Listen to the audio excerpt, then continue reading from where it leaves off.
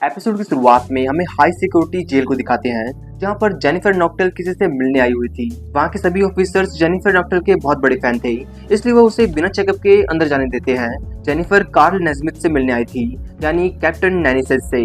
Jennifer कहती है कि वो अब थक चुकी है बार बार के नाटक से, लेकिन कार्ल कहता है कि अब उसे नाटक करने की कोई जरूरत नहीं पड़ेगी। क्या वो चीज लाई है जो उसने मंगवाया था? जेनिफर वो चीज लेकर आई थी और वो चीज वो जेल में लगा देती है और कार्ल के साथ झूठा लड़ाई का नाटक करके गुस्से में जेल से बाहर चली जाती है। वो अपने गाड़ी में बैठती है कि उस जेल में बहुत तेज धमाका होता है। कार्ल जेल से फरार हो गया था। वो पहले जेनिफर के बॉडीगार्ड को मारता है, फिर उसका चश्मा लेकर गाड़ी में बैठ जाता है। जेनिफर उसका हैंड कॉन्फ्लिक्ट भी लेकर आई थी। कार्ल उसे देखकर बहुत ज्यादा खुश हो जाता है और वहां से निकल पड़ता है कैप्टन नैनिसेस को दोबारा जिंदा करने के लिए।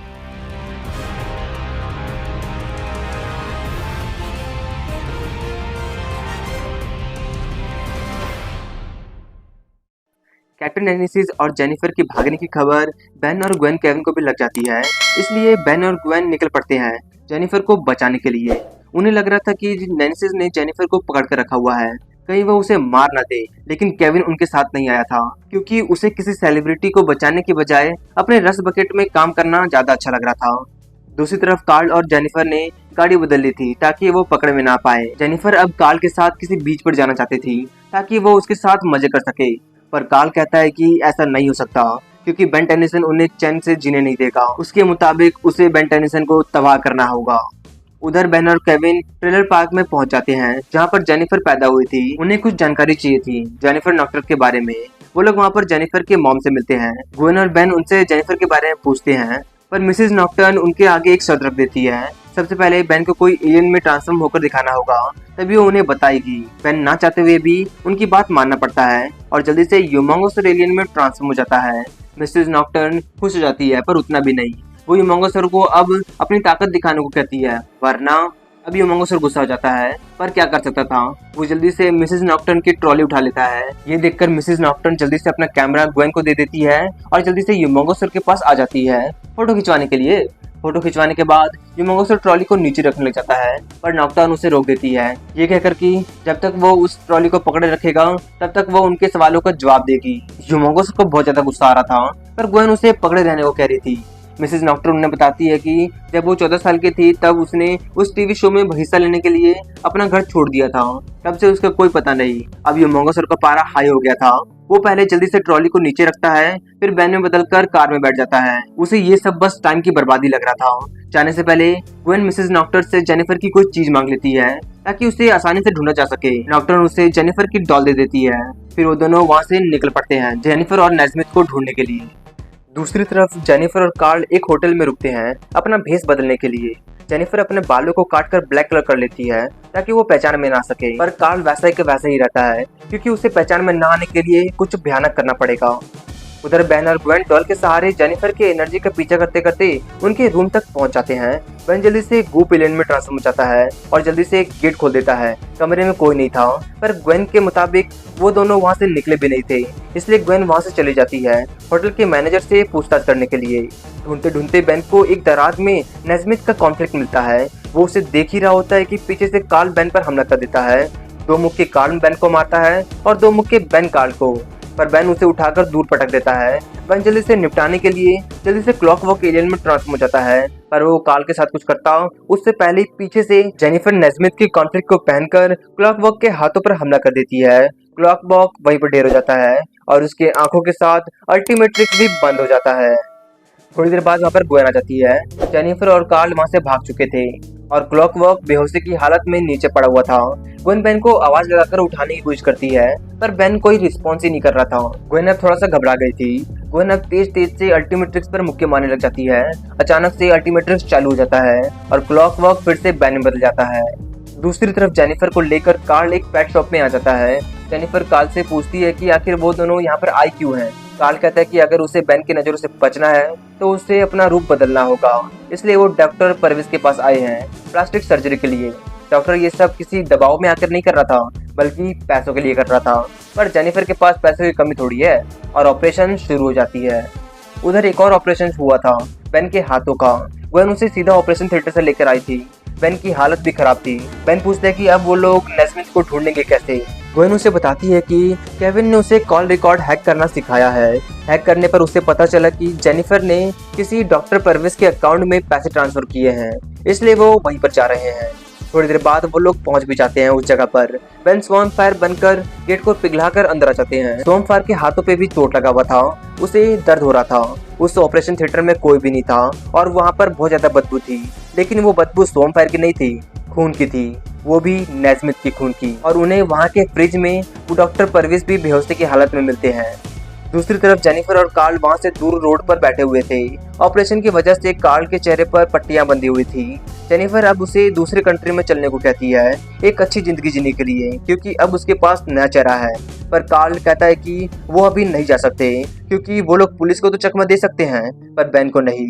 पहले बेन 10 को रास्ते से हटाना होगा। उससे वो सारी पट्टियां नोच कर खोल देता है। अब सही में उसके पास नया चेहरा था।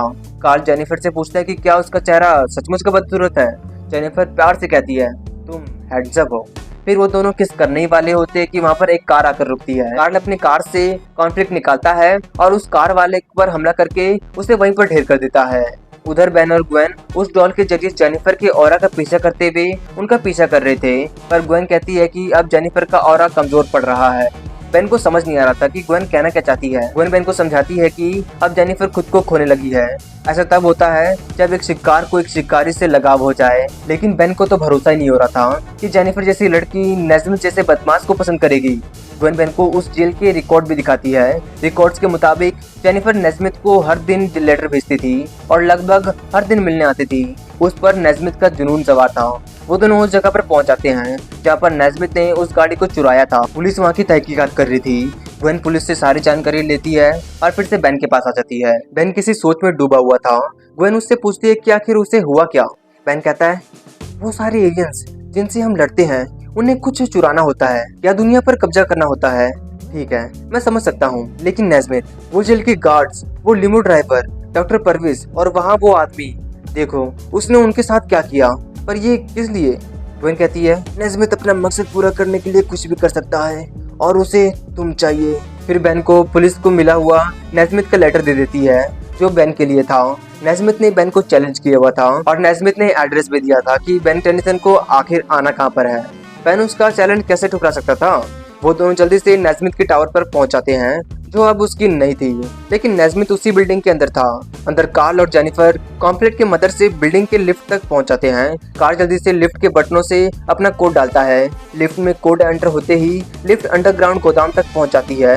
कार्ल एक मशीन के पास आ जाता है। वो मशीन कार्ल की आंखों को स्कैन करता है और वो मशीन खुल जाता है। उसके अंदर कैप्टन नेनेसिस की नया रोबोटिक सूट था।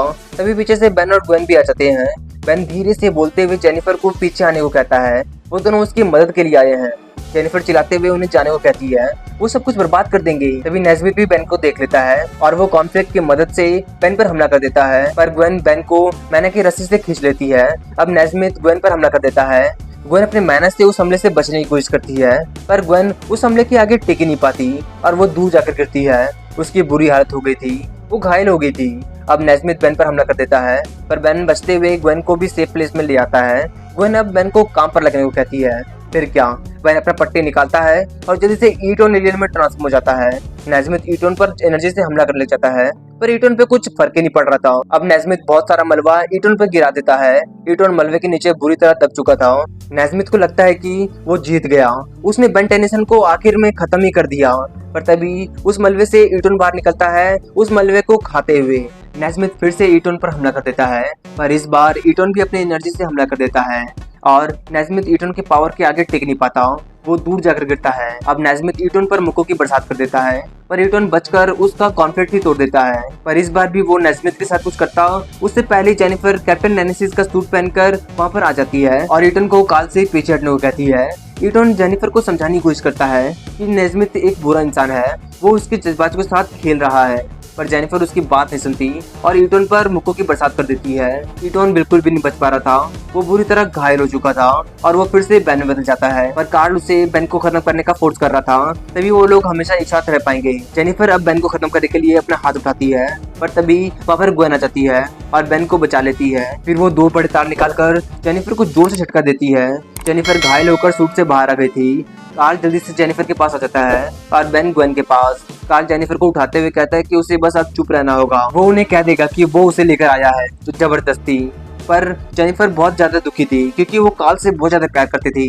कार्ल जेनिफर को इंतजार करने को कहता है, वो उसे लेने जरूर आएगा। फिर उसे गोद में उठाकर बेन केविन के साथ हॉस्पिटल की तरफ बढ़ जाता है और इसी तरह एक और प्यार का पूरा ना होते हुए ये एपिसोड यहीं खत्म हो जाता है।